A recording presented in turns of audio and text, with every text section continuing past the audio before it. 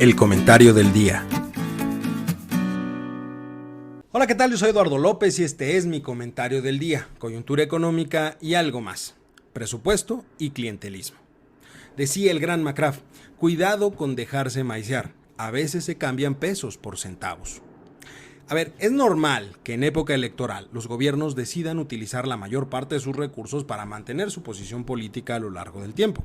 Sobre todo cuando se trata del proceso electoral para elegir a quien será el jefe de Estado y jefe de gobierno de un país.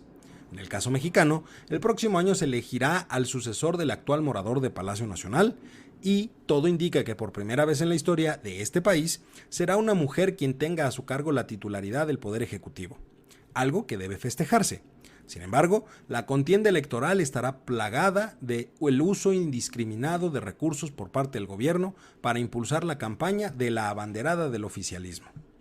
Lo anterior no es algo nuevo en este país. Desde hace décadas, el ejercicio del poder se ha visto trastocado en época electoral por la tentación de garantizar la continuidad del proyecto político que gobierna en ese momento, o bien simplemente por tratar de dejar a un sucesor que le permita al gobernante saliente tener un retiro tranquilo y despreocupado. El gobierno del hijo predilecto de Macuspana no será diferente a los demás en este sentido, ni en otros tantos. Sin embargo, en el tema electoral queda muy claro que el tabasqueño está decidido a aventar toda la carne al asador, para lograr que su corcholata sea quien obtenga el triunfo en los comicios del próximo año. Lo anterior queda claro cuando se analiza el presupuesto de egresos de la Federación propuesto para el próximo año. Recordemos que es el presupuesto el que dicta las filias y fobias de un gobierno, pero también sus prioridades y anhelos, estos últimos impulsados por el ejercicio de recursos. Esta relación entre el gasto público y el periodo electoral tiene un entramado muy interesante que no es otra cosa que el ya famoso clientelismo electoral. Esto es, ejercer el gasto público en favor de quienes con su voto podrían dar la victoria a quien se encuentra en ese momento del lado del oficialismo, en este caso a la 4T. Todo a través de los programas sociales que de manera muy especial este gobierno ha tratado no solo de imponer, sino crecer y legalizar dentro de la Constitución para de esa forma se asegure su existencia por mucho tiempo. Permítame puntualizar algunos datos relevantes del presupuesto. Para empezar, se prevé que al cierre de este año 2023, el déficit del gobierno federal se localice en un nivel del 3.3%, pero para el próximo año se espera que el déficit se encuentre en 4.9%, es decir, tendremos un incremento de 1.6 puntos porcentuales, que si bien parece un incremento mínimo, en realidad implica un aumento importante en el nivel de deuda de la Administración Pública Federal.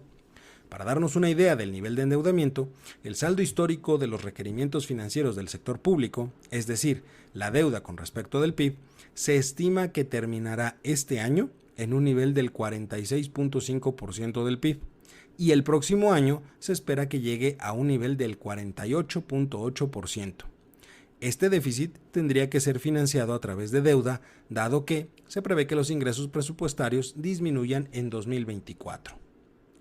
Muestra del alto nivel de gasto son los programas prioritarios del gobierno federal para el 2024.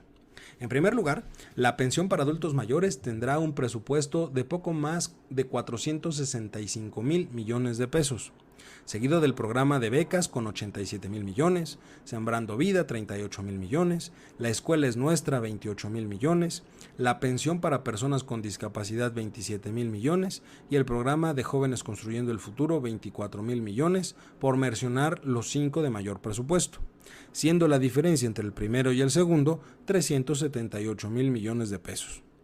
Por el lado de los proyectos prioritarios, el puesto estelar se lo lleva el Tren Maya con un presupuesto de 120,000 millones de pesos, que, dicho sea de paso, serán transferidos a la Secretaría de la Defensa Nacional, que es la encargada de este proyecto.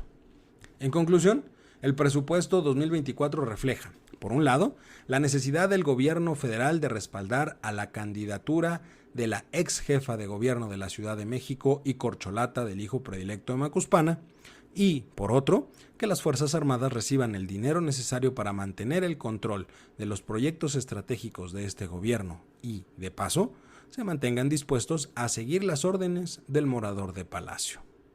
Yo soy Eduardo López y este fue mi comentario del día, coyuntura económica y algo más.